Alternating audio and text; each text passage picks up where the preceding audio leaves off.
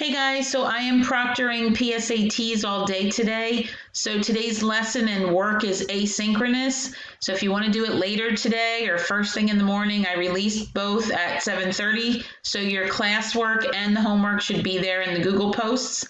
Our objectives today are to solve application using rational equations. So we're going to cover two types of applications using rational equations. So we're also going to be solving them as we solve distance and work problems. So both of these are topics on standardized testing, SATs, ACT, ASVAB testing for the Army. Both of these are on it. So as a quick warm-up, you can check your homework, which was from Algebra 1, the rational expressions, simplifying, identifying excluded values, and solving some basic equations. So go ahead and check that, and if you have questions on anything, I'll answer it next block when we're back together. After you do that, you can pause this video and go ahead and solve each of these rational equations, number 1 and 2, and answer the question number 3 from physics: what is rate of speed? What formula do you use? And think of the speed limit, 65 miles per hour, when you're explaining. All right, so answer those, pause the video, and then come back.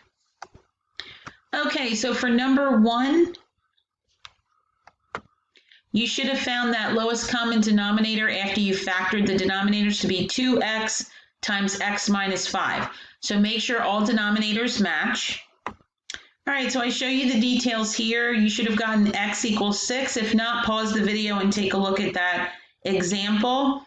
And number 2, that one's easy to cross multiply, or you could factor and use lowest common denominator method. Okay, and for number 2, you should have gotten x equals 10. I use lowest common denominator method. If you cross multiplied, then you had to factor and exclude the -1 because that would make your denominator equal to 0. And you should still get to x equals 10. And then question 3 from physics: what is rate of speed? Well, the rate of speed is the distance divided by time, just like 65 miles is divided by 1 hour. Okay, so you may remember from driver's ed, you did this in physics, and you also did it in Algebra 1, but distance is equal to rate times time. So these are the only notes today here and when we do work problems. So D equals RT, and where they become involved with rational equations is when you start dividing. You know T is equal to D divided by R, so that would be a rational equation, and also R is equal to D over T. So anytime you have the times equal or the rates equal, then you'll get into a rational equation. Not always. So one example would be 65 miles per hour. That rate of 65 is equal to 65 miles per 1 hour. All right, so let's start solving these examples. Example 1A, a car travels 500 miles in the same time that it takes a train to travel 300 miles. Well, right away, you know the times are equal. So we can set the times equal, and then time is distance divided by rate, and we'll have a little rational equation to solve. So we're given the speed of the car is 30 miles per hour faster than the speed of the train, but we do not know the speed of the train, so that will be our variable R. Okay, so we know the speed of the car is the speed of the train plus 30 because it's 30 miles per hour faster. So for the car, it would be R plus 30. And now you can write a little proportion. So we know time from above here is the distance divided by the rate of speed. Well, we are given both distances, 500 miles for the car, 300 miles for the train. And now we're going to assign the speed of the train is R and the speed of the car is R plus 30. So pause the video, go ahead and solve for R, the speed of the train, and then you'll just add 30 to get the speed of the car. All right, so if you didn't get the train speed is 45 miles per hour and the car speed is 75 miles per hour, here's the work above when you cross multiply. And there we did use a rational equation, right? So this is why we're linked to this unit. We used a proportion and rational equation to solve it. So with distance, remember, it's not always needed a rational equation, and you're going to see that when you solve 1B. So pause the video and try that one. Draw a little picture. It helps you put things in perspective. Okay, so for this one, we know an Air Force plane left Paris at the same time as a jet. They flew in opposite directions, so I drew two opposite arrows here. The jet flew at 280 kilometers per hour, and after after 5 hours, they were 2,200 kilometers apart. So they both flew for 5 hours. We don't know the rate of the Air Force plane. That's what we're asked for. But we do know combined, those distances equal 2,200 kilometers. So the jet, we know distance equals rate times time. We have a rate and a time. So we know that the jet traveled 1,400 kilometers when we multiply 280 by 5. And you have to excuse me, I left my pen at school today. So it's going to be a little messier than usual.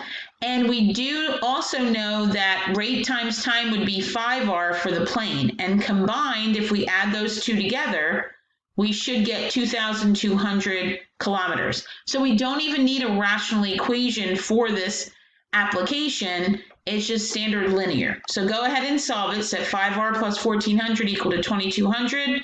And you should get 160 kilometers per hour for the plane speed.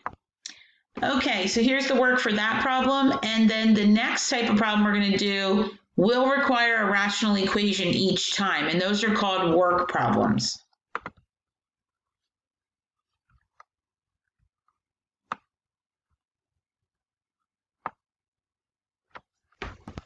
Okay, so for rate of work applications, anytime you do any amount of work, it takes you some amount of time to do. So just like solving equations, some of you may have solved the do now in 2 minutes, another person may do it in 5 minutes, and a third person in 10. But we're all doing that same amount of work. The time is what changes. That ratio is what we call a rate of work.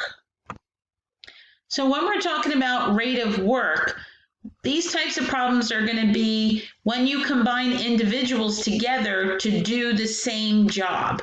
So each individual has their own time that it takes them to do an amount of work. So if you take an individual number 1, they can do that one job in T hours or minutes or seconds. So they do it at their own time. But individual 2, if you gave them that same one job, they would do it in their own time, maybe a little longer, a little shorter, but their own time.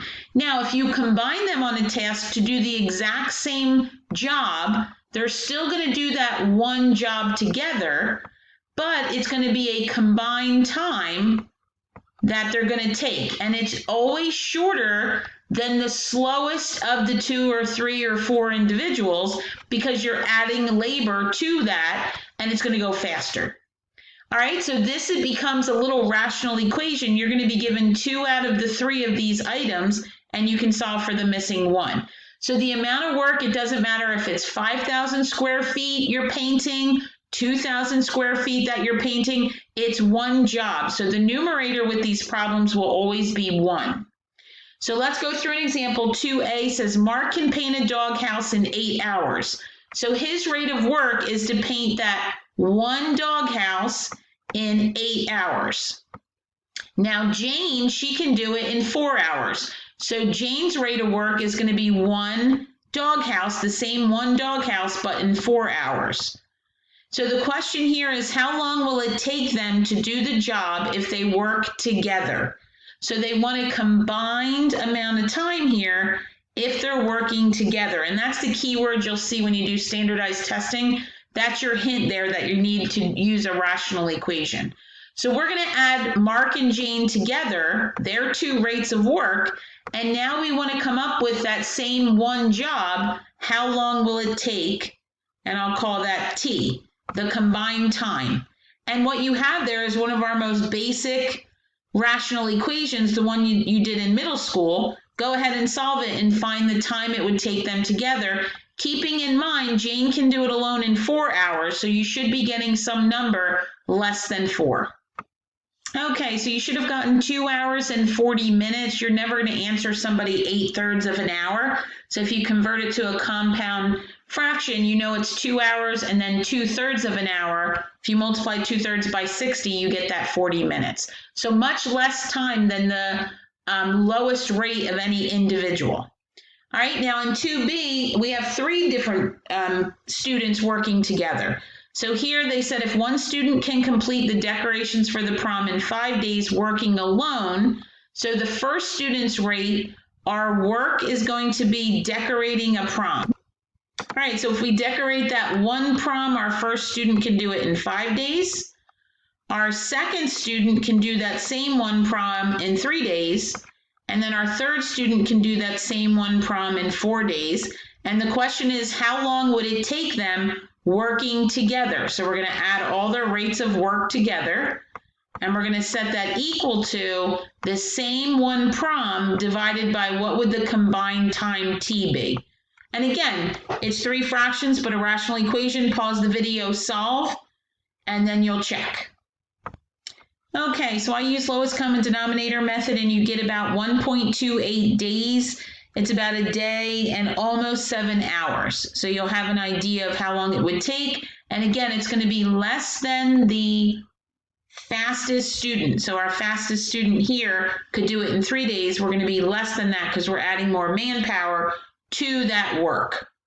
All right, so there are 2 examples of each distance and rate of work type problems. Again, keep in mind when you do the distance problems that you don't always need a rational equation, but when you do rate of work, you'll always need a little rational equation. Your job during class today is to solve the class practice. 1 through 4 are the applications. There's 2 each, 2 distance, 2 rate of work, and then there's 6 plain old equations to solve. Make sure you look for your excluded values. And then the homework also popped up. That's a few problems from the textbook. So you're going to look at chapter 9-6. That's where the textbook pages are. You're going to complete that and upload that for 2 points. The classwork, I do not need to see uploaded. All right, we're going to have a little graded classwork next block, so I'll know if you did it or not. So have a great day, and I will see you guys on Friday.